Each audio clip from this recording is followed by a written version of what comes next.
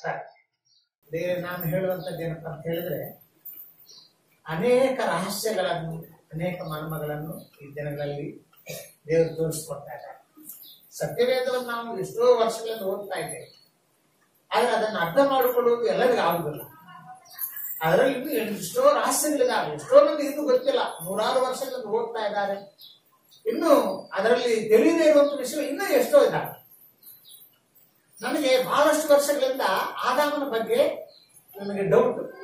ಆದಾಮನ ಎಲ್ಲಿದ್ದಾನೆ? ಪರಲೋಕಕ್ಕೆ ಹೋಗಿದ್ದಾನೋ ಇಲ್ಲವೋ, ಪರಲೋಕಕ್ಕೆ ಹೋಗಿದ್ದಾನೋ ಇಲ್ಲವೋ ಅನ್ನುವಂತ ಒಂದು ಸಂಶಯ ಬರ್ತಾ ಇದೆ. ಎಷ್ಟೋ ಮಂದಿ ಸೇವಕರನ್ನು ಕೂಡ ಕೇಳಿದೆ, ಆದಾಮ ಎಲ್ಲಿದ್ದಾನೆ ಈಗ? ನಮಗೂ ಗೊತ್ತಿಲ್ಲ, ನಮಗೆ ತೋರಿಸ್ಬೇಕಿಲ್ಲ ಅದ್ರ ಬಗ್ಗೆ ಅಂತ ಕೇಳಿದ್ರೆ ಎಷ್ಟೋ ಮಂದಿ. ದೊಡ್ಡ ದೊಡ್ಡ ಭಕ್ತರು ಕೂಡ ಪರಲೋಕಕ್ಕೆ ಹೋಗಿ ಬಂದಿದ್ದವರು ಕೂಡ ನಾನು ಕೇಳಿದೆ, ಏನಾದ್ರು ಪರಲೋಕದಲ್ಲಿ ಇದ್ದಾನೆ ಆದಾಮ ಅಂತ ತಿಳಿದುಕೊಳ್ಳೆ, ಇದಾವೆ ನಮ್ಗೆ ಗೊತ್ತಿಲ್ಲ, ನನಗೆ ಮಾತ್ರ ಕಾಣಲಿಲ್ಲ ಅಂತ ಹೇಳಿ. ಎಷ್ಟೋ ಮಂದಿ ಹೋಗಿ ಬಂದವ್ರನ್ನ ಭೇಟಿ ಆಗಿದೆ. ಅದ ಅವ್ರು ಕೂಡ ಕೇಳಿದ್ರೆ ಅವರು ನಾವಂತೂ ನೋಡಿಲ್ಲಪ್ಪ, ಮತ್ತೆ ಇದಾರೋ ಇಲ್ಲ ಗೊತ್ತಿಲ್ಲ, ಪ್ರಾಬ್ಲಮ್ ಬಹಳ ದೊಡ್ಡದು, ಬಹಳಷ್ಟು ಲೋಕಗಳಿದ್ದಾವೆ, ಯಾವ ಲೋಕದಲ್ಲಿದ್ದಾವೆ ನಮ್ಗೆ ಗೊತ್ತಿಲ್ಲ, ಅವ್ರು ಇದ್ರೆ ಇರ್ಬೋದು ಅಥವಾ ಇಲ್ಲದೇ ಇರ್ಬೋದು, ನಮ್ಗೆ ಗೊತ್ತಿಲ್ಲ ಅಂತ ಹೇಳಿ.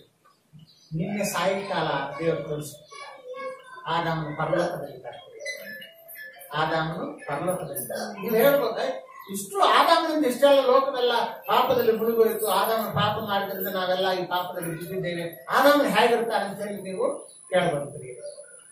ಆ ಹಳೆ ಒಡಂಬಡಿಕೆ ಕಾಲದಲ್ಲಿದ್ದಂತ ಭಕ್ತರೆಲ್ಲರೂ ಕೂಡ ಅವರು ಪಾತಾಳ ಲೋಕದಲ್ಲಿದ್ದಂತ ವಿಶ್ರಾಂತಿ ಸ್ಥಳದಲ್ಲಿ, ಹೆದೇಶ್ ಎಂಬ ಪರದೇಶ ಎಂಬ ಸ್ಥಳ ಅಲ್ಲಿತ್ತು ಮೊದಲು, ಪಾತಾಳ ಲೋಕದಲ್ಲಿ. ಇವರೆಲ್ಲ ಅಲ್ಲಿಗೆ ಹೋದ್ರು, ಈ ಆದಾಮನಿರ್ಲಿ, ಸಮಯನಿರ್ಲಿ, ದಾವಿದನಿರ್ಲಿ, ಇವರೆಲ್ಲ ಅಲ್ಲಿಗೆ ಹೋದ್ರು. ಆದ್ರೆ ಯೇಸು ಕ್ರಿಸ್ತರ ಪುನರುತ್ಥಾನವಾಗುವಂತಹ ಸಮಯದಲ್ಲಿ, ಸಮಾಧಿಯಲ್ಲಿ ಇಟ್ಟಪಟ್ಟ ಸಮಯದಲ್ಲಿ ಪಾತಾಳ ಲೋಕಕ್ಕೆ ಹೋಗಿ ಅವರಿಗೆಲ್ಲ ಸುವಾರ್ತೆ ಸಾರಿ ಅವ್ರು ನಂಬಿದ ಕೂಡ ಅವರೆಲ್ಲರನ್ನು ಕರ್ಕೊಂಡು ಮೇಲೆ ಹೋಗ್ಬಿಟ್ಟಿದ್ದಾನೆ. ಆ ಪರದೇಶ ಹೊತ್ಕೊಂಡು ಹೋಗ್ಬಿಟ್ಟಿದ್ದಾನೆ. ಹೋಗಿ ಈಗ ಮೇಲ್ಗಡೆ ಪರದೇಶ ನಿಂತಿದ್ದಾನೆ. ನಿನ್ನೆ ಸಾಯಂಕಾಲ ಈ ಒಂದು ಪುಸ್ತಕವನ್ನು ಓದುತ್ತಾ ಇದ್ದೆ. ಆ ಪುಸ್ತಕದಲ್ಲಿ ನನಗೆ ಗೊತ್ತಾಯ್ತು ಈ ರಹಸ್ಯ. ಅವರು ದೊಡ್ಡ ಭಕ್ತರು, ಅನೇಕ ಬಾರಿ ಪರಲೋಕಕ್ಕೆ ಹೋಗಿ ಬಂದಿದ್ದವರು, ಅನೇಕ ಲೋಕಗಳನ್ನು ಸಂದರ್ಶನ ಮಾಡಿ ಬಂದಿದ್ದವರು. ಆ ಪುಸ್ತಕವನ್ನು ಓದುತ್ತಿರುವಾಗ ಆ ಪುಸ್ತಕದಲ್ಲಿ ಈ ಮಾತು ಬಂದಿದೆ, ಆದಾಮನು ಪರಲೋಕದಲ್ಲಿದ್ದಾರೆ. ಇದು ಬಹಳಷ್ಟು ವರ್ಷಗಳಿಂದ ನಾನು ಹುಡುಕ್ತಾ ಇದ್ದೆ ಆ ಸತ್ಯಕ್ಕಾಗಿ. ನಿನ್ನೆ ದೇವರು ತೋರಿಸ್ಕೊಟ್ಟಿದ್ದಾರೆ, ಅದಕ್ಕಾಗಿ ನಾನು ದೇವರಿಗೆ ವಂದನೆ ಸಲ್ಲಿಸ್ತಾ ಇದ್ದೆ. ಪ್ರಿಯರೇ, ಸರಿ ಪ್ರಿಯರೇ, ಈ ರಹಸ್ಯಗಳನ್ನು ತಿಳ್ಕೊಳ್ಳೋದೇ ನನಗೊಂದು ಹಬ್ಬ. ಒಂದು ರಹಸ್ಯ ಗೊತ್ತಾದ ಕೂಡ ನನಗೊಂದು ಹಬ್ಬ ಆದಂಗೆ ಆಗ್ತದೆ. ಎಷ್ಟೋ ರಹಸ್ಯಗಳನ್ನು ಈ ರೀತಿ ತಿಳಿಸ್ಕೊಟ್ಟಿದ್ದಾನೆ. ನಿನ್ನ ದಿನದಲ್ಲಿ ಇದೊಂದು ರಹಸ್ಯ ತಿಳಿಸ್ಕೊಟ್ಟಿದ್ದಾನೆ.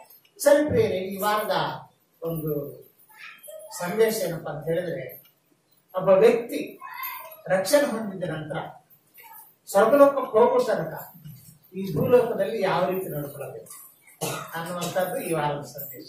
ಹೋದ್ರ 12ನೇ ವಚನ, ಫಿಲಿಪ್ಪಿಯರು 2:12.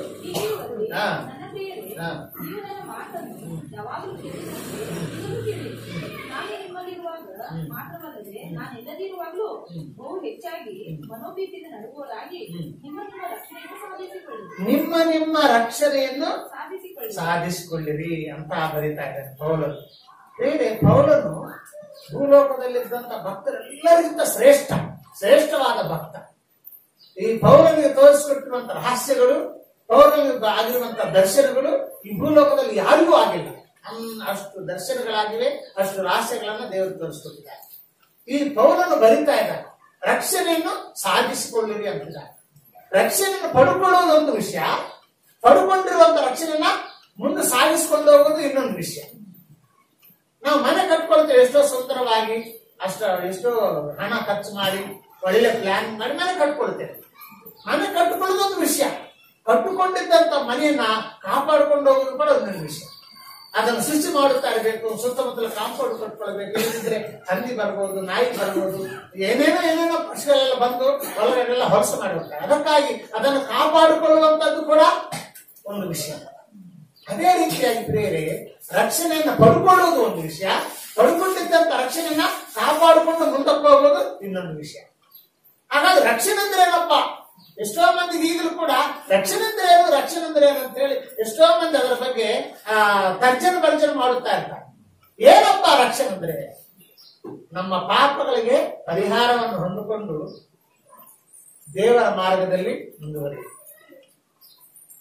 ನಮ್ಮ ಪಾಪಗಳನ್ನು ಪರಿಹಾರ ಮಾಡಿಕೊಂಡು ತೀರ್ಪನ್ನು ತಪ್ಪಿಸಿಕೊಂಡು, ನರಕವನ್ನು ತಪ್ಪಿಸಿಕೊಂಡು ಸ್ವರ್ಗಲೋಕದಲ್ಲಿ ಸೇರುವುದು, ಇದೇ ರಕ್ಷಣೆ. ಪಾಪಗಳಿಗೆ ಪರಿಹಾರ ಮಾಡಿಕೊಂಡು ತೀರ್ಪನ್ನು ತಪ್ಪಿಸಿಕೊಂಡು ನರಕವನ್ನು ತಪ್ಪಿಸಿಕೊಂಡು ಸ್ವರ್ಗಲೋಕದಲ್ಲಿ ಪ್ರವೇಶವಾಗುವುದೇ ರಕ್ಷಣೆ. ಈ ರಕ್ಷಣೆಯನ್ನ ಪಡ್ಕೊಳ್ಳುವುದು ಒಂದು ಗಳಿಗೆ, ಪಡ್ಕೊಳ್ಳುವುದು ಒಂದು ಸಮಯ ಇರ್ತದೆ. ಆ ರಕ್ಷಣೆಯನ್ನು ಪಡ್ಕೊಳ್ಳುವುದು ಒಂದು ಸಮಯ ಇರ್ತದೆ. ಪಡ್ಕೊಂಡ ನಂತರ ಅದನ್ನು ಕಾಪಾಡಿಕೊಂಡು ಹೋಗುವುದು ಜೀವನ ಪರ್ಯಂತ ಕಾಪಾಡಿಕೊಂಡು ಹೋಗ್ಬೇಕು. ಪಡ್ಕೊಳ್ಳುವಾಗ ಒಂದು ಗಳಿಗಿದೆ, ಒಂದು ಸಮಯ ಇದೆ, ಪಡ್ಕೊಳ್ಳುವಂತ ಸಮಯ. ನಾವು ಪಡ್ಕೊಳ್ಳೋರಾದ್ರೆ ಕೊಡುವರೊಬ್ಬರಿದ್ದಾರೆ. ಯಾರಪ್ಪ ಕೊಡೋರು ಅಂತ ಹೇಳಿದ್ರೆ ದೇವರೇ. ಆ ರಕ್ಷಣೆಯನ್ನು ಕೊಡುವ ಆತನು ದೇವರೇ. ಬೇರೆ ಯಾವ ಮನುಷ್ಯರು ನಮಗೆ ರಕ್ಷಣೆ ಕೊಡುವುದಿಲ್ಲ. ಎಷ್ಟೋ ಮಂದಿ ದೊಡ್ಡ ಭಕ್ತರಿದ್ದಾರೆ ಈ ಲೋಕದಲ್ಲಿ ನಾವು ಹೋಗ್ತೇವೆ. ಎಷ್ಟೋ ಮಂದಿ ನಿಮ್ಮನ್ನು ಪ್ರಾರ್ಥನೆ ನಡೆಸಬಹುದು, ನಾವು ಹೋಗ್ತೇವೆ. ಎಷ್ಟೋ ಮಂದಿ ನಮಗೆ ಆಧ್ಯಾತ್ಮಿಕವಾಗಿ ಬೆಳೆಸಬಹುದು, ನಾವು ಹೋಗ್ತೇವೆ. ಆದ್ರೆ ರಕ್ಷಣೆ ಕೊಟ್ಟವರು ಅವರಲ್ಲ.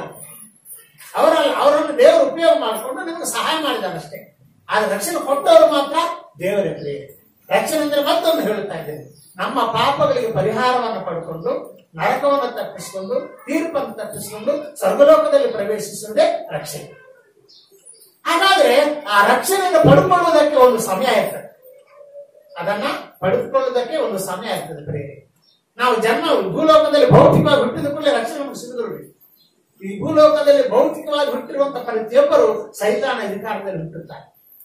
ಸೈತಾನ ಕಂಟ್ರೋಲ್ ನಲ್ಲಿ ಪ್ರತಿಯೊಬ್ಬರು ಕ್ರೈಸ್ತ ಕುಟುಂಬದಲ್ಲಿ ಕೂಡ ಹುಟ್ಟಲಿ, ಅವರೆಷ್ಟೇ ಭಕ್ತಿವಂತರಾದ ಕುಟುಂಬದಲ್ಲಿ ಕೂಡ ಹುಟ್ಟಲಿ, ಈ ಜಗತ್ತಿನಲ್ಲಿ ಹುಟ್ಟಿರುವಂತಹ ಪ್ರತಿಯೊಂದು ಮಗು, ಪ್ರತಿಯೊಂದು ಕೂಸು ಸೈತಾನ ಅಧಿಕಾರದಲ್ಲೇ ಹುಟ್ಟುತ್ತಾರೆ. ಸೈತಾನ ಕಂಟ್ರೋಲದಲ್ಲೇ ಅವನು ಬೆಳೀತಾರೆ. ಸೈತಾನ ಹತೋಟಿಯಲ್ಲಿ, ಸೈತಾನ ಬಂಧನಗಳಲ್ಲೇ ಅವನು ಬೆಳೀತಾನೆ. ಆದ್ರೆ ಅವನು ಬೆಳೆದು ಬೆಳೆದು ಬೆಳೆದು ಒಂದು ಸ್ಟೇಜ್ಗೆ ಬಂದಾಗ, ಒಂದು ಸಮಯ ಬಂದಾಗ, ದೇವರ ಜೀವಬಾಧ್ಯರ ಪಟ್ಟಿಯಲ್ಲಿ ಅವನ ಹೆಸರು ಬರೆದಿದ್ದೇ ಆಗಿದ್ರೆ ಒಂದು ದಿನ ದೇವರು ಅವನಿಗೆ ರಕ್ಷಣೆ ಕೊಡ್ತಾರೆ. ಯಾವ ರೀತಿ ಸಿಗ್ತದಪ್ಪ ಈ ರಕ್ಷಣೆ ಅಂತ ಹೇಳಿದ್ರೆ, ಅದು ನಂಬಿಕೆ ಅಂತ ಸಿಗ್ತದೆ. ಯೇಸು ಕ್ರಿಸ್ತನ ಮೇಲೆ ಇಟ್ಟುವಂತ ಒಂದು ನಂಬಿಕೆಯಿಂದ ಈ ರಕ್ಷಣೆ ನಮಗೆ ಸಿಗ್ತದೆ. ಆ ನಂಬಿಕೆಯನ್ನು ಕೊಡುವಾತನು ಕೂಡ ದೇವರೇ. ಆ ನಂಬಿಕೆಯನ್ನು ಕೊಡುವುದಕ್ಕೆ ಬೇಕಾದ ಪರಿಸ್ಥಿತಿಗಳನ್ನು ಕೂಡ ಒದಗಿಸಿಕೊಡುವಾತನು ದೇವರೇ. ಆ ನಂಬಿಕೆ ನಮ್ಮಲ್ಲಿ ಬರುವಾಗ ಮಾಡುವರು ದೇವರೇ. ಅಂತ ಪರಿಸ್ಥಿತಿಗಳನ್ನು ಒದಗಿಸಿಕೊಡೋರು ಕೂಡ ದೇವರು. ಅದು ನಮ್ಮ ಜೀವಮಾನದಲ್ಲಿ ಸೈತಾನ ಅಧಿಕಾರದಲ್ಲಿ ಇರುವಾಗಲೇ ಒಂದಾನೊಂದು ಗಳಿಗೆ ದೇವರು ನಮ್ಗೆ ಕೊಟ್ಟಿರುತ್ತಾರೆ ರಕ್ಷಣೆ. ಆ ನಂಬಿಕೆ ನಮ್ಮಲ್ಲಿ ಬರುವಾಗ ಮಾಡಿಬಿಡ್ತಾರೆ. ಯಾರೋ ಒಬ್ಬರು ಸೇವಕರು ನಮ್ಮ ಬಳಿಯಲ್ಲಿ ಬಂದಿರಬಹುದು, ಯೇಸು ಸ್ವಾಮಿ ಬಗ್ಗೆ ಹೇಳಿರ್ಬೋದು, ಅಥವಾ ಯಾವುದೋ ಒಂದು ಪ್ರಾರ್ಥನಾ ಕೂಟಕ್ಕೆ ನೀವು ನಿಮ್ಮನ್ನು ಯಾರಾದ್ರೊಬ್ಬರು ಕರ್ಕೊಂಡು ಹೋಗಿರ್ಬೋದು. ಆ ಪ್ರಾರ್ಥನಾ ಕೂಟದಲ್ಲಿ ಯೇಸು ಸ್ವಾಮಿ ಬಗ್ಗೆ ನೀವು ಕೇಳಿರ್ಬೋದು. ಯಾವ ಗಳಿಗೆಯಲ್ಲಿ ಯೇಸು ಕ್ರಿಸ್ತನ ದೇವಕುಮಾರನಾಗಿದ್ದಾನೆ, ನನಗೋಸ್ಕರವಾಗಿ ಪ್ರಾಣ ಕೊಟ್ಟಿದ್ದಾನೆ, ರಕ್ತ ಸುರಿಸಿದ್ದಾನೆ, ಸತ್ತೋಗಿ ಮತ್ತು ಮೂರನೇ ದಿನ ತಿರುಗಿ ಎದ್ದು ಬಂದಿದ್ದಾನೆ ಅಂತ ನಂಬಿಕೆ ಬರ್ತದೆ. ಆವಾಗ ರಕ್ಷಣೆ ಸಿಗ್ತದೆ. ಅದು ನಮ್ಮ ಅಂತರಾತ್ಮದಲ್ಲಿ ನಡೀತದೆ. ಎಲ್ಲ ಕಣ್ಣಿಗೆ ಕಾಣುವ ರೀತಿಯಲ್ಲಿ ನಡೆಯುವುದಿಲ್ಲ, ನಮ್ಮ ಅಂತರಾತ್ಮದಲ್ಲಿ ನಡೀತದೆ. ಆ ನಂಬಿಕೆ ದೇವರನ್ನು ಕೊಟ್ಟು ಬಿಡ್ತಾರೆ. ಆದ್ದರಿಂದ ಇದು ಜನ್ಮ ಪಡೆದುಕೊಳ್ಳೆ ಸಿಗುದಿಲ್ಲ, ನಮ್ಮ ತಾಯಿ ಗರ್ಭದಿಂದ ನಾವು ಜನಿಸಿದ ನಂತರ ಸಿಗುದಿಲ್ಲ. ಅದು ಒಂದ್ ವೇಳೆ ಕ್ರೈಸ್ತ ಕುಟುಂಬದಲ್ಲಿ ನಾವು ಹುಟ್ಟಿದ್ರಿಂದ ಸಿಗುದಿಲ್ಲ. ನಮ್ಮ ತಂದೆ ತಾಯಿಗಳು ಭಕ್ತಿವಂತರಾಗಿರ್ಬೋದು, ಪಾಸ್ಟರ್ಗಳಾಗಿರ್ಬೋದು, ಬಿಷಪ್ಗಳಾಗಿರ್ಬೋದು, ಅಷ್ಟು ಮಾತ್ರ ಆ ಮನೆಯಲ್ಲಿ ಹುಟ್ಟಿದ್ರೆ ಸಿಗುದಿಲ್ಲ. ಹುಟ್ಟಿದಂತ ಪ್ರತಿಯೊಂದು ಮಗು, ಪ್ರತಿಯೊಂದು ಕೂಸು ಅದು ಪಾಪದಲ್ಲಿ ಹುಟ್ಟುತ್ತದೆ, ಪಾಪದ ಸ್ವಭಾವದಿಂದ ಹುಟ್ಟುತ್ತದೆ, ಸೈತಾನ ಅಧಿಕಾರದಲ್ಲಿ ಹುಟ್ಟುತ್ತಾರೆ.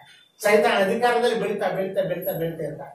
ಒಂದ್ ವೇಳೆ ಅವನು 10 ವರ್ಷಗಳಾಗಿರ್ಬೋದು, 12 ವರ್ಷಗಳಾಗಿರ್ಬೋದು, 15 ವರ್ಷಗಳಾಗಿರ್ಬೋದು, 20 ವರ್ಷಗಳಾಗಿರ್ಬೋದು, ಆ ಸಮಯದಲ್ಲಿ ಒಂದೊಂದು ಗಳಿಗೆಯಲ್ಲಿ ದೇವರು ಅವನಿಗೆ ಅವಕಾಶ ಕೊಡುತ್ತಾರೆ, ಸ್ವಾರ್ಥಿಯನ್ನು ಕೇಳುವಂತ ಅವಕಾಶ ಕೊಡುತ್ತಾರೆ. ಯೇಸು ಸ್ವಾಮಿ ನಂಬುವ ಹಾಗೆ ಒಂದು ಅವಕಾಶ ಕೊಟ್ಟು ಬಿಡ್ತಾರೆ. ಯಾವ ಗಳಿಗೆಯಲ್ಲಿ ಆ ನಂಬಿಕೆ ಅವನಲ್ಲಿ ಬರ್ತದೋ ಅದೇ ಗಳಿಗೆಯಲ್ಲಿ ಸೈತಾನ ಬಂಧನದಿಂದ ನಮಗೆ ಬಿಡುಗಡೆ ಆಗ್ತದೆ.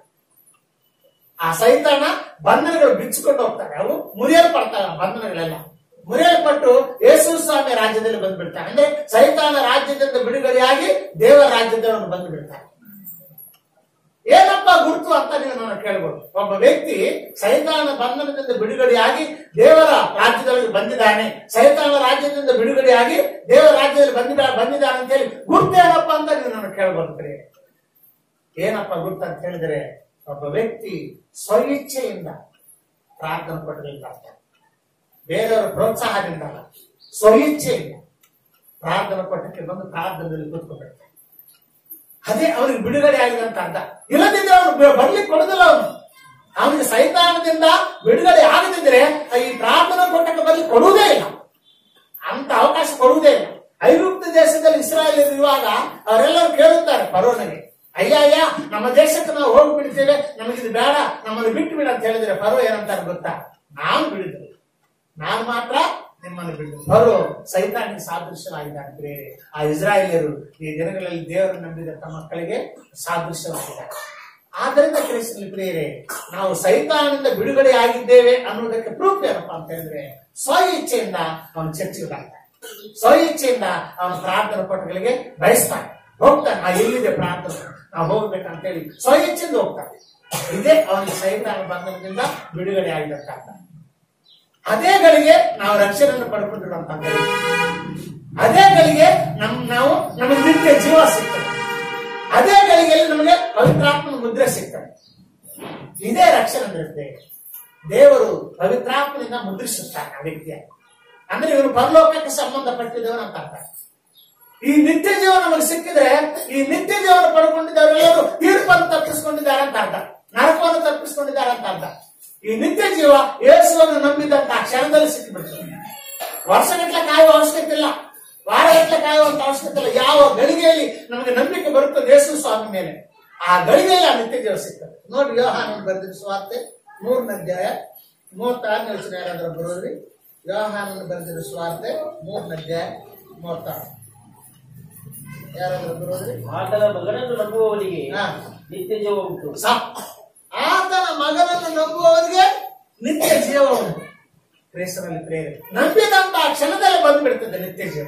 ಈ ನಿತ್ಯ ಜೀವನ ನಮ್ಮನ್ನ ತೀರ್ಪಿನಿಂದ ತಪ್ಪಿಸಿ, ನರಕದಿಂದ ತಪ್ಪಿಸಿ ಸ್ವರ್ಗಲೋಕದಲ್ಲಿ ಸೇರಿಸುತ್ತೆ. ಅದೇ ರಕ್ಷಣೆ ಪ್ರೇರಣೆ. ಇದು ರಕ್ಷಣೆ ಹೊಂದಿದಂಗ ಆಯ್ತಪ್ಪ, ರಕ್ಷಣೆ ಹೊಂದಿದಂಗ. ಆದ್ರೆ ಆ ರಕ್ಷಣೆಯನ್ನು ಕಾಪಾಡಿಕೊಂಡು ಹೋಗೋದು ಬೇಕು. ಆ ಯೇಸುವನ್ನು ನಂಬಿದಾಗ ನಿತ್ಯ ಜೀವ ಸಿಗ್ತದೆ, ಪವಿತ್ರಾತ್ಮನ ಮುದ್ರೆ ಸಿಗ್ತದೆ. ಆದ್ರೆ ಪವಿತ್ರಾತ್ಮನ ಅಭಿಷೇಕ ಅಲ್ಲ, ಪವಿತ್ರಾತ್ಮನ ಅಭಿಷೇಕ ಅಲ್ಲ.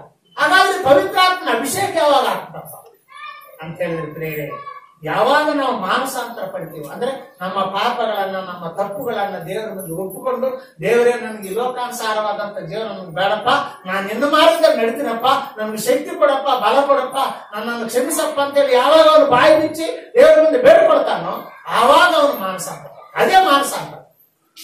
ತನ್ನ ಪಾಪಗಳನ್ನು ತಾನು ಒಪ್ಪಿಕೊಂಡು ದೇವರ ಮುಂದೆ, ದೇವರ ನನಗೆ ಶಕ್ತಿ ಕೊಡಪ್ಪ, ಬಲ ಕೊಡಪ್ಪ, ನಿನ್ನ ಮಾರ್ಗದಲ್ಲಿ ನಾನು ನಡೀತೀನಿ, ಲೋಕಾನುಸಾರವಾಗಿ ನಾನು ನಡೆಯುವುದಿಲ್ಲ, ನನಗೆ ಶಕ್ತಿ ಬಲ ಕೊಡಪ್ಪ ಅಂತ ಹೇಳಿ ಯಥಾರ್ಥವಾಗಿ ದೇವರ ಮುಂದೆ ಮನದಲ್ಲಿ ಯಾವಾಗ ಬೇಡುತ್ತಾನೋ ಆವಾಗ ಪವಿತ್ರಾತ್ಮನ ಅಭಿಷೇಕ ಆಗ್ತದೆ. ಏನೇನು ಪಾಪಗಳನ್ನು ಮಾಡಿದ್ದಾನೆ, ಎಷ್ಟು ಪಾಪಗಳನ್ನು ಮಾಡಿದ್ದಾನೆ, ಎಷ್ಟು ಮಂದಿಗೆ ಮೋಸ ಮಾಡಿದ್ದಾನೆ, ಎಷ್ಟು ಮಂದಿಗೆ ಅನ್ಯಾಯ ಮಾಡಿದ್ದಾನು, ಯಾವ ಪಾಪದ ಕಾರ್ಯಗಳು ಮಾಡಿದ್ದಾನೋ ಎಲ್ಲ ನೆನಪು ಬರ್ತಾರೆ.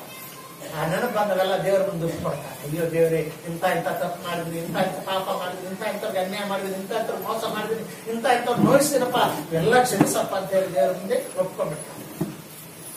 ಒಪ್ಕೊಂಡ್ಬಿಟ್ಟು ನಮ್ಗೆ ಶಕ್ತಿ ಕೊಡಪ್ಪ, ನಿನ್ನ ಮಾರ್ಗದಲ್ಲಿ ನಾನು ನಡೀತೀನಿ, ಈ ಪಾಪದ ಮಾರ್ಗ ನಮ್ಗೆ ಬೇಡ, ಈ ಸೈತಾನ ಮಾರ್ಗ ನಮ್ಗೆ ಬೇಡ, ನಾನು ನಿನ್ನ ಮಾರ್ಗದಲ್ಲಿ ನಾನು ನಡೀತೀನಪ್ಪ, ನಮ್ಗೆ ಶಕ್ತಿ ಕೊಡಪ್ಪ, ಬಲ ಕೊಡಪ್ಪ ಅಂತ ಯಾವಾಗ ಬೇಡುತ್ತಾನೋ ಅದು ಮಾನಸಾಂತರ. ಆ ಸಮಯದಲ್ಲಿ ಪವಿತ್ರಾತ್ಮ ಅಭಿಷೇಕ ಆಗ್ತದೆ. ಅವನು ಮಾನಸಾಂತರ ಪಟ್ಟಿಲ್ಲ, ಅಭಿಷೇಕ ಆಗುದಿಲ್ಲ.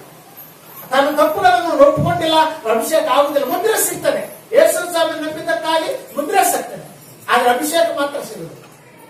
ನೋಡ್ರಿ, ಅಪೊಸ್ತಲ ಕಾಲದಲ್ಲಿ 2ನೇ ಅಧ್ಯಾಯ, ಅಪೊಸ್ತಲ ಕೃತ್ಯ 2ನೇ ಅಧ್ಯಾಯ ನಿಮಗೆ ತೋರಿಸ್ತೇನೆ ವಚನ. ಮಾನಸಾಂತರ ಪಟ್ಟಿದ ನಂತರನೇ ನಮಗೆ ಪವಿತ್ರಾತ್ಮನ ವರ ಸಿಕ್ಕುವುದು.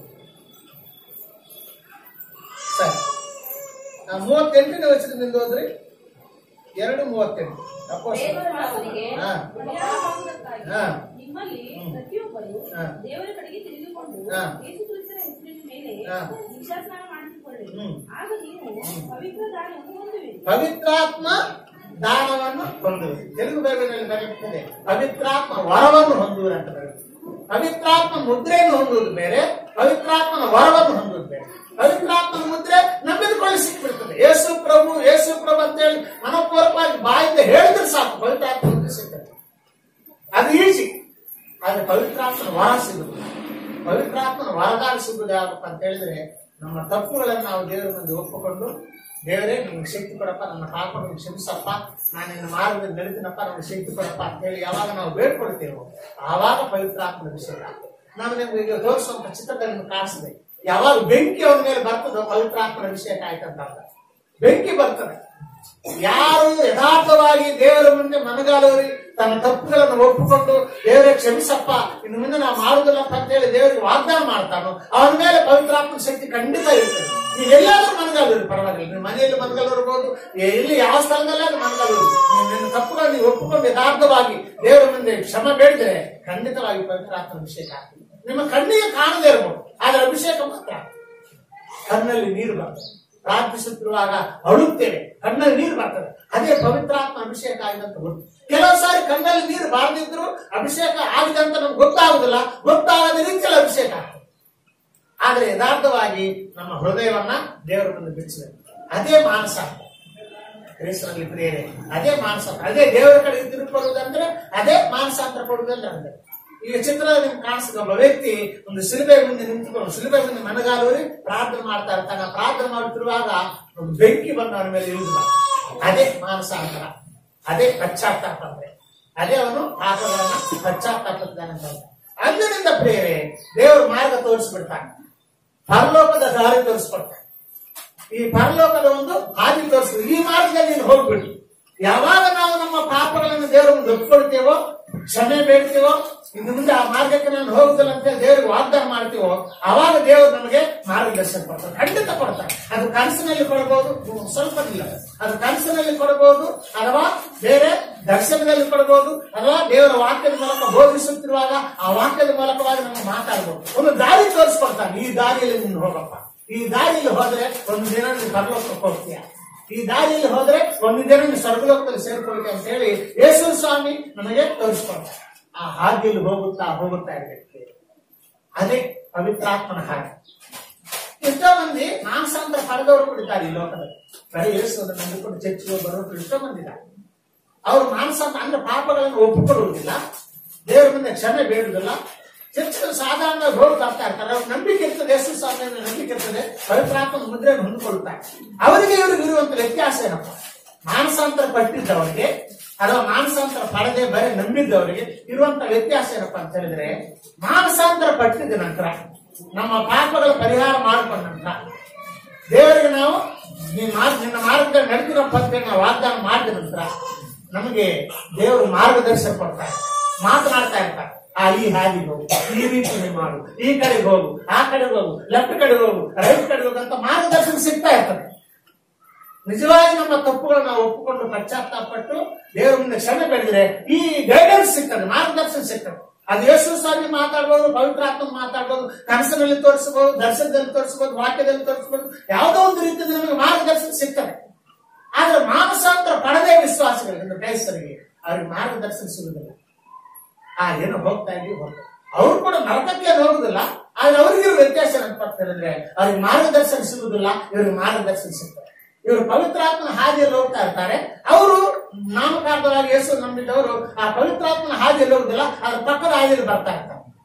ಅವ್ರಿಗೆ ಬರುವಂತ ಕಷ್ಟ ಏನಪ್ಪಾ ಅಂತ ಹೇಳಿದ್ರೆ, ಬರೀ ಪವಿತ್ರಾತ್ಮನ ಅಭಿಷೇಕ ಹೊಂದದೆ ಮಾನಸಾಂತರ ಪಡೆದಿರೋ ಬರೋ ಕಷ್ಟಗಳು ಏನು ಬರ್ತಾರಪ್ಪ ಅಂತ ಹೇಳಿದ್ರೆ, ಸೈತಾನ ಮತ್ತೆ ಆಟ ಆಡಿಸ್ತಾ ಇರ್ತಾರೆ, ಆಶೆಗಳನ್ನು ತೋರಿಸ್ತಾ ಇರ್ತಾರೆ. ಈ ಲೋಕಾನುಸಾರವಾದಂತ ಅನೇಕ ಬಯಕೆಗಳನ್ನು ಅವನ ಮನಸ್ಸಲ್ಲಿ ಇಟ್ಟು ಬಿಡ್ತಾ ಇರ್ತಾರೆ.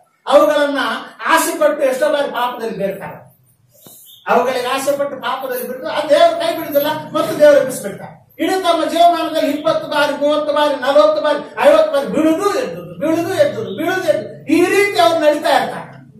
ಆವಾಗ ಅವರ ಹಾದಿ ದೂರ ನಡಲಿಕ್ಕೆ ಆಗುದಿಲ್ಲ ಅವ್ರು. ಯಾಕಂದ್ರೆ ಬಿದ್ದ ಕಡೆ 1 ತಾಸು ಹೋಗೇ ಹೋಗ್ತದೆ, ಮತ್ತೆ ಎದ್ದು ನಿಂತ್ಕೊಳ್ಳಿಕ್ ಮತ್ತೊಂದು ತಾಸು ಹೋಗ್ತದೆ. ಆ ರೀತಿ 40 ಬಾರಿ ಬಿದ್ದರೆ 40 ತಾಸು ಹೋಯ್ತು. ಆ ಕಾಲದಾರಿ 40 ತಾಸಿನ ಕಾಲದಾರಿ ಅವನಿಗೆ ಕಡಿಮೆ ಆಗ್ತದೆ. ಈ ಪವಿತ್ರಾತ್ಮನ ಹಾದಿಯಲ್ಲಿ ಹೋಗುವವನಿಗೆ ಅವನು ಬೀಳದಿರೋದ್ರಿಂದ ಈ 40 ತಾಸು ಆಗಿ ಮುಂದಕ್ಕೆ ಹೋಗ್ಬಿಡ್ತಾ ಇರ್ತದೆ.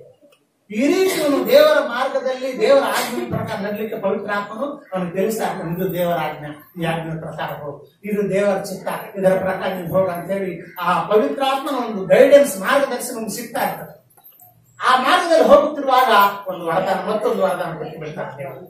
ನೀನು ಆಜ್ಞೆಗೆ ವಿಧೇಯನಾಗಿದ್ಯಾ, ನೀನು ಇನ್ನೊಂದು ವರ ಕೊಡು. ಒಂದು ಬೋಧನೆ ಮಾಡುವಂತ ವರ ಕೊಡಬಹುದು, ಅಥವಾ ಪ್ರಾರ್ಥನೆ ಮಾಡುವಂತ ವರ ಕೊಡಬಹುದು, ಅಥವಾ ಪ್ರವಚನ ವರ, ಯಾವ್ದಾದ್ರು ಒಂದು ವರ ಕೊಡ್ತಾರೆ. ಆ ವರ ಸಿಕ್ಕಿದ ಕೂಡಲೇ ಅವನೊಂದು ಸ್ಟೆಪ್ ಮೇಲೆ ಕೆಟ್ಟು ಬಿಡ್ತಾರೆ. ಈ ಪವಿತ್ರಾತ್ಮನ ಹಾದಿಯಲ್ಲಿ ಹೋಗುತ್ತಿರೋನಿಗೆ ಒಂದು ಸ್ಟೆಪ್ ಮೇಲಕ್ಕೆ ಹೋಗಿ ಮೇಲೆ ಮೇಲೆ ಮೇಲೆ ಮೇಲೆ ನಡೀತಾ ಮುಂದಕ್ಕೆ ಹೋಗ್ತಾ ಇರ್ತಾನೆ. ಆ ಬರೇ ನಂಬಿದ್ದವರು ಗ್ರೌಂಡ್ ಮೇಲೆ ನಡೀತಾರೆ, ನೆಲದ ಮೇಲೆ ನಡೀತಾ ಇರ್ತಾರೆ, ಬೀಳುದು ಮತ್ತೆ ಎದ್ದುವುದು, ಬೀಳುದು ಮತ್ತೆ ಎದ್ದುವುದು. ಯಾಕಂದ್ರೆ ಅವ್ರಿಗೆ ಪವಿತ್ರಾತ್ಮನ ಮಾರ್ಗದರ್ಶನ ಇಲ್ಲ, ಬರೀ ನಂಬಿ ನಡೀತಾ ಇರ್ತಾರೆ. ಈ ರೀತಿ ಹೋಗುತ್ತಿರುವಾಗ ಪ್ರಿಯರೇ, ಈ ಪವಿತ್ರಾತ್ಮನ ಮಾರ್ಗದಲ್ಲಿ ನಡೆಯುವರು ಅದೇ ದೇವರ ಮಾರ್ಗದರ್ಶನದಲ್ಲಿ ಹೋಗ್ತಾ ಇರುವಾಗ ಇನ್ನೊಂದು ತಿಂಗಳಿಗೆ, ಇನ್ನೊಂದು ವರ್ಷಕ್ಕೆ ಇನ್ನೊಂದು ವರದಾನ ಸಿಗ್ತದೆ, ಇನ್ನೊಂದು ವರ್ಷದ ಮೇಲೆ ಇನ್ನೊಂದು ವರದಾನ ಸಿಗ್ತದೆ. ಒಂದೊಂದು ವರದಾನ ಸಿಕ್ಕಾಗೆಲ್ಲ ಒಂದೊಂದು ಸ್ಟೆಪ್ ಮೇಲಕ್ಕೆ ಹೋಗ್ತಾರೆ. ಈ ರೀತಿ ಒಂದು 10 ವರ್ಷಗಳು, ಒಂದು 20 ವರ್ಷಗಳು ಅದೇ ಮಾರ್ಗದಲ್ಲಿ ನಡೀತಾ ಇದ್ರೆ ಅವನು ಹೈ ಲೆವೆಲ್ ಹೋಗ್ತಾ ಇರ್ತಾನೆ. ಇವರು ಬಾಕಿದವರು ಬರ ನಂಬಿದವರು ನೆಲದ ಮೇಲೆ ಹೋಗ್ತಾ ಇರ್ತಾರೆ. ಇವನು ಪೌರಗಳನ್ನು ಹೊಂದ್ಕೊಂಡಿದ್ದವರು ಹೈ ಲೆವೆಲ್ ಅಲ್ಲಿ ಹೋಗ್ತಾ ಇರ್ತಾರೆ. ಈ 20 ವರ್ಷ ಆಗಲಿ 30 ವರ್ಷ ಆಗಲಿ ತನ್ನ ರಕ್ಷಣೆ ಮಾರ್ಗ ಹೋದಾಗ ಲಾಸ್ಟ್ ಪರಲೋಕಕ್ಕೆ ಸೇರಿಬಿಡ್ತಾರೆ. ಯಾವ ದಿನ ಅವನು ಕೊನೆ ಉಸಿರು ಬಿಡ್ತಾನೋ ಆ ದಿನ ಪರಲೋಕದಲ್ಲಿ ಹೆಜ್ಜಿಟ್ಟು ಬಿಡ್ತಾನೆ. ಪರಲೋಕದಲ್ಲಿ ಆ ಪರಲೋಕದ ಪಟ್ಟಣದಲ್ಲಿ ದೇವದೂತರಲ್ಲಿಗೆ ದೇವರ ನಂಬಿದ ಭಕ್ತರೆಲ್ಲ ಇರ್ತಾರೆ. ಅವರಲ್ಲಿ ಇವ್ರು ಸೇರ್ಕೊಂಡಿರ್ತಾರೆ. ಇವರು ಕೂಡ ನರಕಕ್ಕೆ ಹೋಗುದಿಲ್ಲ, ನಂಬಿದವರು ಕೂಡ ನರಕಕ್ಕೆ ಹೋಗುದಿಲ್ಲ. ಅವ್ರಿಗೆ ಬರುವಂತ ಕಷ್ಟಗಳೇನಪ್ಪ ಅಂತ ಹೇಳಿದ್ರೆ ಸೈತಾನ ಆಟ ಆಡಿಸ್ತಾನೆ. ಜೀವಮಾನದಲ್ಲೆಲ್ಲ ಎಷ್ಟೋ ಬಾರಿ ಬೀಳಿಸಿ, ಎಷ್ಟೋ ಬಾರಿ ನಿಲ್ಲಿಸಿ, ಎಷ್ಟೋ ದೇವರು ನಿಲ್ಲಿಸ್ತಾ ಇರ್ತಾನೆ, ಮತ್ತೆ ಬೀಳ್ತಾ ಇರ್ತಾನೆ, ಮತ್ತೆ ನಿಲ್ಲಿಸ್ತಾ ಇರ್ತಾನೆ, ಮತ್ತೆ ಬೀಳ್ತಾ ಇರ್ತಾನೆ. ಈ ರೀತಿ ಅವರ ಆಧ್ಯಾತ್ಮಿಕವಾದಂತ ಜೀವನದಲ್ಲಿ ಅವರಿಗೆ ಸಕ್ಸಸ್ ಸಿಗುದಿಲ್ಲ. ಕಣ್ಣೀರು ಸುರಿಸುತ್ತಾ ಅಯ್ಯೋ ದೇವರೇ ಅಂತಾರೆ. ತಮ್ಮ ಜೀವನ ಎಲ್ಲ ಮುಗಿದು ಹೋಗ್ತಾರೆ. ಆದ್ದರಿಂದ ತೀರ್ಮಾನ ಮಾಡ್ಕೊಳ್ಳಿ, ಮಾನಸಾಂತರ ಪಡ್ಬೇಕು, ಪಾಪಗಳನ್ನ ದೇವರ ಮುಂದೆ ಗುರುತುಪಡ್ಬೇಕು, ದೇವರ ಕ್ಷಮೆಯನ್ನು ಬೆಳಿಬೇಕು. ಆವಾಗ ಪವಿತ್ರಾತ್ಮನ ವರದಾನ ಸಿಗ್ತದೆ. ನಮಗೆ ದೇವರು ಮಾರ್ಗದರ್ಶನ ಕೊಡ್ಲಿಕ್ಕೆ ಶುರುವಾಗುತ್ತೆ. ಒಂದು ವೇಳೆ ನೀವು ನಮ್ಗೆ ಕೇಳ್ಬೋದು, ಹಾಗಾದ್ರೆ ಪವಿತ್ರಾತ್ಮನ ಹಾದಿಯಲ್ಲಿ ಹೋಗುತ್ತಿದ್ದವನು ತಪ್ಪು ಮಾಡುದಿಲ್ಲ ಅಂತ ಕೇಳ್ಬೋದು. ತಪ್ಪುಗಳು ಎಲ್ಲರಿಂದ ಆಗ್ತವೆ. ಪವಿತ್ರಾತ್ಮನ ಮಾರ್ಗದಲ್ಲಿ ಹೋಗೋದ್ರಿಂದ ಆಗ್ತವೆ. ಆ ಗ್ರೌಂಡ್ ಮೇಲೆ ನಡೆಯುವ ಅವರಿಂದ ಕೂಡ ತಪ್ಪುಗಳಾಗ್ತವೆ. ಆದ್ರೆ ಈ ಪವಿತ್ರಾತ್ಮನ ಹಾದಿಯಲ್ಲಿ ಹೋಗೋರು ಬುದ್ಧಿಪರವಾಗಿ ಮಾಡುದಿಲ್ಲ. ಮಜಬೂರಾದ ಪರಿಸ್ಥಿತಿಯಲ್ಲಿ ಮಾತ್ರ ಮಾಡಿಬಿಡ್ತಾರೆ. ಅದು ಕೂಡ ದೇವರಿಗೆ ಕಾಲಿಡಿದು ಬೇಡಿ ಗತ್ಯಂತರವಿಲ್ಲದಂತ ಸಮಯದಲ್ಲಿ ಅವನು ಕೈ ಹಾಕ್ಬಿಡ್ತಾರೆ. ಆದರೆ ದೇವರು ನಂಬಿಗಸ್ತಂತೆ ಅವನು ಮಾತ್ರ ತೆಗೆಸಿದ್ದಾರೆ. ಅವನು ದೇವರ ಬಳಿ ಬರ್ತಾನೆ. ಅಯ್ಯೋ ದೇವರೇ ನನ್ನ ತಪ್ಪಾಯ್ತಪ್ಪ, ಅಯ್ಯೋ ದೇವರು ನನ್ನ ಕ್ಷಮಿಸಪ್ಪ, ನನ್ನ ತಪ್ಪಾಯ್ತಪ್ಪ ಅಂತ ಮತ್ತೆ ದೇವರ ಬಳಿ ಬರ್ತಾನೆ. ಇದು ಪವಿತ್ರಾತ್ಮನ ಹಾದಿಯಲ್ಲಿದ್ದವನು, ಮಾನಸಾಂತರ ಕಟ್ಟಿದ್ದವನು, ದೇವರಲ್ಲಿ ಭಯಭಕ್ತರನ್ನು ಇರುವಂತ ಆ ಹಾದಿ. ಆದ್ದರಿಂದ ಪ್ರಿಯರೇ, ಪರೀಕ್ಷೆ ಮಾಡಿಕೊಳ್ಳಿ. ನಮ್ಮ ರಕ್ಷಣಾ ಮಾರ್ಗದಲ್ಲಿ ಎಷ್ಟರ ಮಟ್ಟಿಗೆ ನಾವು ನಡೆದಿದ್ದೇವೆ, ಎಷ್ಟರ ಮಟ್ಟಿಗೆ ನಾವು ಮುಂದಕ್ಕೆ ಹೋಗ್ತಾ ಇದ್ದೇವೆ, ದೇವರ ಮಾರ್ಗದರ್ಶನ ಸಿಗ್ತಾ ಇದೆಯಾ? ನಿಜವಾಗಿ ದೇವರು ನಮ್ಗೆ ಮಾರ್ಗದರ್ಶನ ಕೊಡ್ತಾ ಇದ್ದಾನೆ. ಮಾರ್ಗದರ್ಶನ ಕೊಡ್ತಾ ಇಲ್ಲ ಅಂದ್ರೆ ಇನ್ನು ಯಾವುದೋ ಪಾಪ ಇದೆ, ದೇವರ ಮುಂದೆ ಒಪ್ಪಿಕೊಳ್ಳದೇ ಇರುವಂತ ಪಾಪ ಇದೆ ಅಂತ ಅರ್ಥ. ದೇವರ ಮುಂದೆ ಎಲ್ಲಾ ಪಾಪಗಳನ್ನು ಒಪ್ಪಿಕೊಂಡ್ರೆ ಖಂಡಿತವಾಗಿ ಮಾರ್ಗದರ್ಶನ ಸಿಗ್ತದೆ. ಒಂದ್ ವೇಳೆ ಮಾರ್ಗದರ್ಶನ ಸಿಗ್ತಾ ಇಲ್ಲವಾ, ಹಾಗಾದ್ರೆ ಒಪ್ಪಿಕೊಳ್ಳದೇ ಇರುವಂತ ಪಾಪ ಯಾವುದು ಇದೆ, ಯಾವುದು ತಪ್ಪಿದೆ. ದೇವ್ರ ತಲೆ ಹಾಕುದಲ್ಲ, ನಾನು ಒಪ್ತೀನಿ, ಆದ್ರೆ ಮಾರ್ಗದರ್ಶನ ಸಿಗುದಿಲ್ಲ. ದೇವರ ಮಾರ್ಗದರ್ಶನ, ಪವಿತ್ರಾತ್ಮನ ಮಾರ್ಗದರ್ಶನ ಸಿಗುದಿಲ್ಲ. ಆದ್ದರಿಂದ ಕೃಷ್ಣ ಪ್ರಿಯರೇ, ಪ್ರತಿದಿನ ನಮ್ಮ ಪಾಪಗಳನ್ನು ದೇವರ ಮುಂದೆ ಒಪ್ಪಿಕೊಳ್ಳಿ. ಪ್ರತಿದಿನ ಅಯ್ಯೋ ದೇವರೇ, ನಿನ್ನ ದಿನದಲ್ಲಿ ಏನಾದ್ರು ತಪ್ಪಾಯ್ತಾ, ನನ್ನ ಮಾತಿನಿಂದ ಆಗಲಿ, ನೋಟದಿಂದ ಆಗಲಿ, ಕಾರ್ಯಗಳಿಂದಾಗಲಿ ಏನಾದ್ರು ತಪ್ಪಾಯ್ತಾ, ನನ್ನನ್ನು ಕ್ಷಮಿಸ. ಒಂದು ವೇಳೆ ಗೊತ್ತಿದ್ದಾಗಿದ್ರೆ ದೇವರ ಮುಂದೆ ಹೌದು ಸ್ವಾಮಿ, ಇಂಥ ಕಡೆ ನಾವು ತಪ್ಪಿದ್ದೀವಿ, ನನ್ನನ್ನು ಕ್ಷಮಿಸ. ಇದು ಪ್ರತಿದಿನ ನಾವು ಮಾಡಬೇಕಾದ ಕಾರ್ಯ. ಯಾವಾಗೋ ಒಂದು ದಿನ ಮಾಡಿದ್ರಿ ಮತ್ತೆ ದಿನ ಮಾಡುದು ಯಾಕಂತಲ್ಲ, ಪ್ರತಿದಿನ ನಾವು ದೇವರ ಮುಂದೆ ನಮ್ಮನ್ನು ನಾವು ತಿಳ್ಕೊಳ್ಬೇಕು, ನಮ್ಮ ಅಂತರಾತ್ಮನ್ನು ತೊಳಿಬೇಕು. ಅವಾಗ ಕ್ಷಮಿಸ್ತಾರೆ ಮತ್ತು ಮಾರ್ಗದರ್ಶನ ಸಿಗ್ತಾರೆ. ಈ ಮಾರ್ಗದರ್ಶನ ಸ್ಟಾಪ್ ಆಯ್ತು ಅಂತ ತಿಳ್ಕೊಳ್ರಿ. ನಿಮ್ಗೆ ಯಾವ್ದು ಮಾರ್ಗದರ್ಶನ ಸಿಗ್ತಾ ಇಲ್ಲ ಸ್ಟಾಪ್ ಆಯ್ತು ಅಂತ ತಿಳ್ಕೊಳ್ರಿ. ಎಲ್ಲೋ ಒಂದು ಕಡೆ ನಾವು ತಪ್ಪಿದ್ದೇವೆ ಅಂತ, ಎಲ್ಲೋ ಒಂದು ಕಡೆ ನಾವು ತಪ್ಪಿದ್ದೇವೆ, ಪಾಪದಲ್ಲಿ ಸಿಕ್ಕಾಕೊಂಡಿದ್ದೇವೆ ಅಂತ ಹುಡುಕಿ ಆಲೋಚನೆ ಮಾಡಿ, ಕೂತ್ಕೊಂಡು ಆಲೋಚನೆ ಮಾಡಿ, ಎಲ್ಲಿ ತಪ್ಪಿದ್ದೀನಿ, ನಮ್ಗೆ ಯಾಕೆ ಮಾರ್ಗದರ್ಶನ ಸಿಗ್ತಾ ಇಲ್ಲ, ಯಾಕೆ ದೇವರು ನನಗೆ ದರ್ಶನಗಳು ಕೊಡ್ತಾ ಇಲ್ಲ, ಅದು ಕನಸುಗಳು ಕೊಡ್ತಾ ಇಲ್ಲ, ಅದು ವಾಕ್ಯದಿಂದ ಮಾತಾಡ್ತಾ ಇಲ್ಲ, ಯಾಕೆ ಅಂತೇಳಿ ಕೂತ್ಕೊಂಡು ಆಲೋಚನೆ ಮಾಡಿ ನಿಜವಾಗಿ ಪಶ್ಚಾತ್ತಾಪ ಪಟ್ಟಿದ್ರೆ ಖಂಡಿತವಾಗಿ ಮತ್ತೆ ಮಾರ್ಗದರ್ಶನ ಸಿಗ್ತದೆ. ದೇವರು ಕಠಿಣಸ್ಥರಲ್ಲ. ಒಂದು ವೇಳೆ 10 ವರ್ಷಗಳಿಂದ ನನ್ನ ಕನೆಕ್ಷನ್ ಮುರಿದೋದ್ರು ಕೂಡ ಇವತ್ತು ಮನೆಗಾಲದಲ್ಲಿ ದೇವರ ಮುಂದೆ ದೇವರು ಬೇಡಿಕೊಂಡ್ರೆ, ಪಶ್ಚಾತ್ತಾಪ ಪಟ್ರೆ, ಪಾಪಗಳನ್ನು ಒಪ್ಕೊಂಡ್ರೆ ಮತ್ತೆ ಕನೆಕ್ಷನ್ ಸಿಗ್ತದೆ, ಮತ್ತೆ ಮಾರ್ಗದರ್ಶನ ಸ್ಟಾರ್ಟ್ ಆಗ್ತದೆ. ಆದ್ದರಿಂದ ಕೃಷ್ಣ ಪ್ರಿಯರೇ,